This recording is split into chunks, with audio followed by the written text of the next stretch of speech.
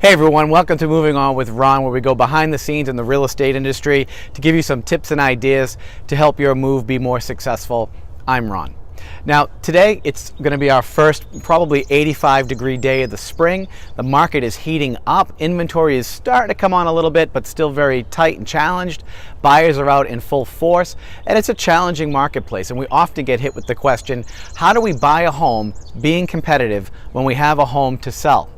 Well, today we're going to talk about either buying first or selling first and the three ideas behind each strategy, okay? So if we're going to go out and buy first, one idea is we're going to write an offer that has some type of contingency to get your home sold, okay?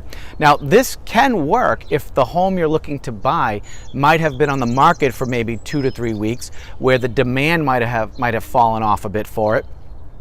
Also, a good buyer agent can show that your home will sell quickly to a listing agent. You might want to have your home ready to go to be on the market. You might want to have it prepared in the MLS system with your buyer agent so you can show the seller of your home, of the home you want to buy, that your home is priced right, it looks fantastic, and it will sell quickly. That's going to help you out on that idea.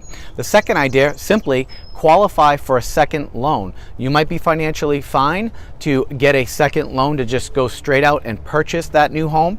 A lot of people are fearful of this because they don't want to carry two loans. But if you think about it carefully, understand we're in a hot real estate climate. You'll only be holding two homes for a very short period of time, as long as, again, if you price the home correctly and market it properly with the right agent, okay? The third idea, when buying first, maybe you don't qualify for a new loan and you want to be competitive. What you can do is get a lease on your property to rent it out.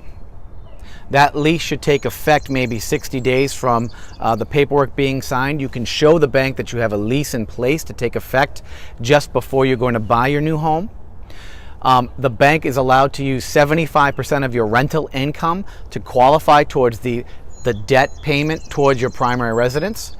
And so now you should be able to qualify for a new loan on the new home you want to go out and purchase. So those are three ideas on buying first. Now let's talk about selling first, which is what's most commonly done in this competitive market. First, clearly, you're going to list your home for sale and make it some type of a subject to finding a suitable housing situation or closing on a new home. Understand the more restrictive of a subject to that you put into your list plan, the less buyers that might be willing to accept that contingency. However, in a hot climate, there are more buyers that are willing to wait for you to find a new home to move on to. Once you have a contract in place, then you go out to buy a new home. You're still going to be subject to your home selling. However, you'll be able to say, hey, we have a buyer at the table, we are this far along in the process, and your offer may be more likely to be accepted in a competitive bid situation. Option 2, request a rent back or an extended closing period. This is where you put your home on the market, where the seller requests a 60-day rent back after closing. You try to do maybe a 60-day closing from an accepted offer and then a 60-day rent back. This gives you a total of 120 days to find a property. Your home is basically under contract. You have the right to rent it back, and at that point, when you're renting it back, you've got all your cash in the bank from the sale of your home. You're able to go out and make a great offer on a new home while you're renting your current home back. The third is simply sell your home. If you can't do the rent back plan, go out and find a rental. Secondary housing, we call that. That's going to be an option where you sell your home, you've moved out to secondary housing, maybe you're living with family, maybe you do have the option to rent somewhere affordably and easily, and this is again going to make you a non-contingent buyer when you go to buy that new home.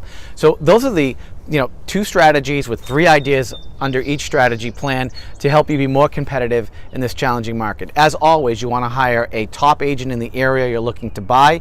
We have access to homes that are not on the market. We have relationships built, deep relationships with other realtors that have homes coming on the market. This is the time where your realtor matters the most, okay? So hope this is helpful. Make it a great day and call us if we can help. Thanks.